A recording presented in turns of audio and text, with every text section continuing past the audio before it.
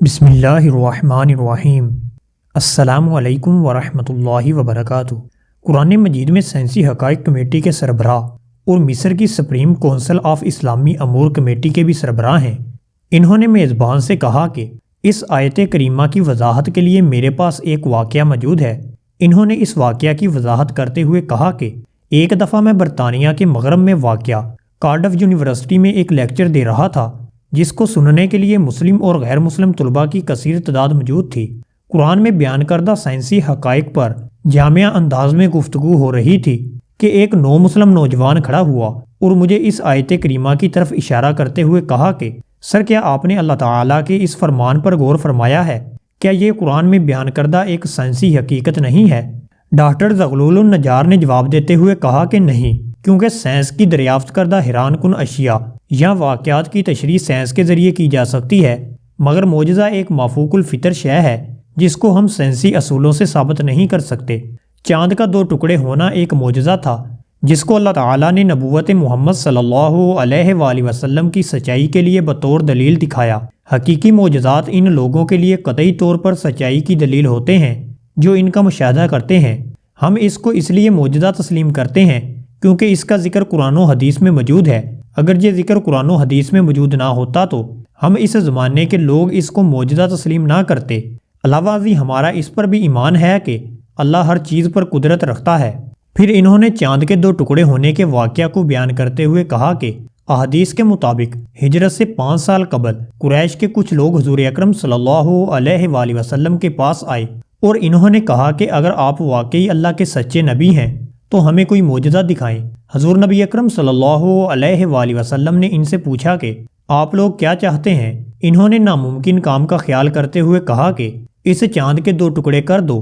چنانچہ حضور اکرم صلی اللہ علیہ وآلہ وسلم نے چاند کی طرف اشارہ کیا اور چاند کے دو ٹکڑے ہو گئے، حتیٰ کہ لوگوں نے ہرا پہاڑ کو اس کے درمیان دیکھا، یعنی اس کا ایک ٹکڑا پہاڑ کے اس طرف اور ایک ٹکڑا اس طرف ہو گیا۔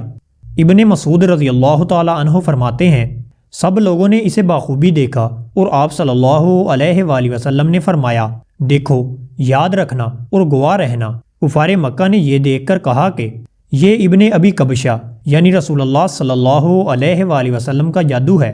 کچھ اہل دانش لوگوں کا خیال تھا کہ جادو کا اثر صرف حاضر لوگوں پر ہوتا ہے، اس کا اثر تو ساری دنیا پر نہیں ہو سکتا۔ چنانچہ انہوں نے طے کیا کہ اب جو لوگ سفر سے واپس آئیں ان سے پوچھو کہ کیا انہوں نے بھی اس رات چاند کو دو ٹکڑے دیکھا تھا۔ چنانچہ جب وہ آئے ان سے پوچھا، انہوں نے بھی اس کی تصدیق کی کہ ہاں فلاں شب ہم نے چاند کے دو ٹکڑے ہوتے دیکھا ہے۔ کفار کے مجمع نے یہ طے کیا تھا کہ اگر باہر کے لوگ آ کر یہی کہیں تو حضور اکرم صلی اللہ علیہ وآلہ وسلم کی سچائی میں کوئی شک نہیں۔ اب جو باہر سے آیا، جب کبھی آیا، جس طرف سے آیا، ہر ایک نے اس کی شہادت دی کہ ہم نے اپنی آنکھوں سے دیکھا ہے۔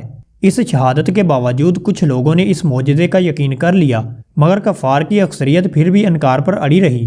اسی دوران ایک برطانوی مسلم نوجوان کھڑا ہوا اور اپنا تعارف کراتے ہوئے کہا کہ میرا نام داؤد موسیٰ پیٹکاک ہے، میں اسلامی پارٹی برطانیہ کا صدر ہوں۔ وہ اپنی بات جاری رکھتے ہوئے بولا کہ سر، اگر آپ اجازت دیں تو اس موضوع کے متعلق میں بھی کچھ عرض کرنا چاہتا ہوں۔ میں نے کہا کہ ٹھیک ہے، تم بات کر سکتے ہو۔ اس نے اپنی بات کو آگے بڑھاتے ہوئے کہا کہ اسلام قبول کرنے سے پہلے جب میں مختلف مذاہب کی تحقیق کر رہا تھا، ایک مسلمان دوست نے مجھے قرآن شریف کی انگلش تفسیر پیش کی۔ میں نے اس کا شکریہ ادا کیا اور اسے گھر لے آیا۔ گھر آ کر جب میں نے قرآن پاک کو کھولا تو سب سے پہلے میری نظر جس صفحے پر پڑی وہ یہی سورۃ القمر کی ابتدائی آیات تھیں۔ ان آیات کا ترجمہ اور تفسیر پڑھنے کے بعد میں نے اپنے آپ سے کہا کہ کیا اس بات میں کوئی منطق ہے؟ کیا یہ ممکن ہے کہ چاند کے دو ٹکڑے ہوں اور پھر آپس میں دوبارہ جڑ جائے؟ وہ کون سی طاقت تھی کہ جس نے ایسا کیا؟ ان آیات کریمہ نے مجھے اس بات پر آمادہ کیا کہ میں قرآن پاک کا مطالعہ برابر جاری رکھوں۔ کچھ عرصے کے بعد میں اپنے گھریلو کاموں میں مصروف ہو گیا، مگر میرے اندر سچائی کو جاننے کی تڑپ کا اللہ تعالیٰ کو خوب علم تھا۔ یہی وجہ ہے کہ خدا کا کرنا ایک دن ایسا ہوا کہ میں ٹی وی کے سامنے بیٹھا ہوا تھا۔ ٹی وی پر ایک باہمی مذاکرے کا پروگرام چل رہا تھا جس میں ایک میزبان کے ساتھ 3 امریکی ماہرین فلکیات بیٹھے ہوئے تھے۔ ٹی وی شو کا میزبان سائنسدانوں پر الزامات لگا رہا تھا کہ اس وقت جب کہ زمین پر بھوک، افلاس، بیماری اور جہالت نے ڈیرے ڈالے ہوئے ہیں، آپ لوگ بے مقصد خلا میں دورے کرتے پھر رہے ہیں۔ جتنا روپے آپ ان کاموں پر خرچ کر رہے ہیں وہ اگر زمین پر خرچ کیا جائے تو کچھ اچھے منصوبے بنا کر لوگوں کی حالت کو بہتر بنایا جا سکتا ہے۔ بحث میں حصہ لیتے ہوئے اور اپنے کام کا دفاع کرتے ہوئے ان تینوں سائنسدانوں کا کہنا تھا کہ یہ خلائی ٹیکنالوجی زندگی کے مختلف شعبوں، ادویات، صنعت اور زراعت کو وسیع پیمانے پر ترقی دینے میں استعمال ہوتی ہے۔ انہوں نے کہا کہ ہم سرمائے کو ضائع نہیں کر رہے بلکہ اس سے انتہائی جدید ٹیکنالوجی کو فروغ دینے میں مدد مل رہی ہے۔ جب انہوں نے بتایا کہ چاند کے سفر پر آنے جانے کے انتظامات پر $1 خرب خرچ آتا ہے تو ٹی وی میزبان نے چیختے ہوئے کہا کہ یہ کیسا فضول پن ہے، ایک امریکی جھنڈے کو چاند پر لگانے کے لیے $1 خرب خرچ کرنا کہاں کی عقل مندی ہے۔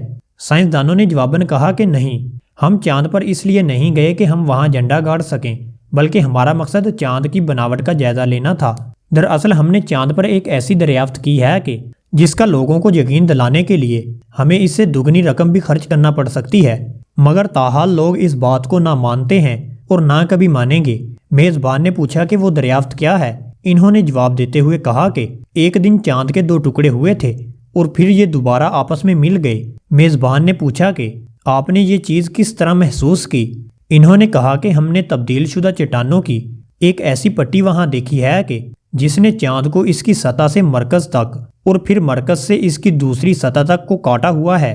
انہوں نے مزید کہا کہ ہم نے اس بات کا تذکرہ ارضیاتی ماہرین سے بھی کیا ہے۔ ان کی رائے کے مطابق ایسا ہرگز اس وقت تک نہیں ہو سکتا کہ کسی دن چاند کے 2 ٹکڑے ہوئے ہوں اور پھر دوبارہ آپس میں جڑ بھی گئے ہوں۔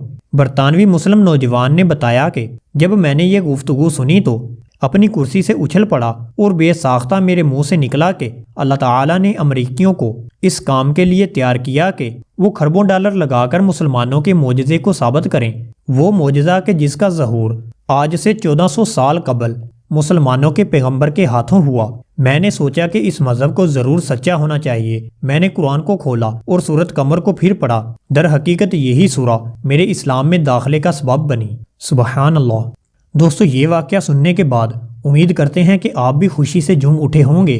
اللہ تعالیٰ سے دعا ہے کہ اللہ تعالیٰ ہمیں بھی حضور اکرم صلی اللہ علیہ وآلہ وسلم سے سچی محبت اور سچا عشق کرنے کی توفیق عطا فرمائے، آمین یا رب العالمین۔ تو دوستو، اگر ویڈیو پسند آئے تو لائک، شیئر اور کمنٹ ضرور کر دیں اور ساتھ ہی ہمارے چینل کو سبسکرائب کر دیں اور بیل آئیکن کے بٹن کو دبا دیں تاکہ ہماری نئی آنے والی ویڈیو آپ تک بر وقت پہنچ سکے۔ جزاک اللہ۔ السلام علیکم ورحمۃ اللہ وبرکاتہ۔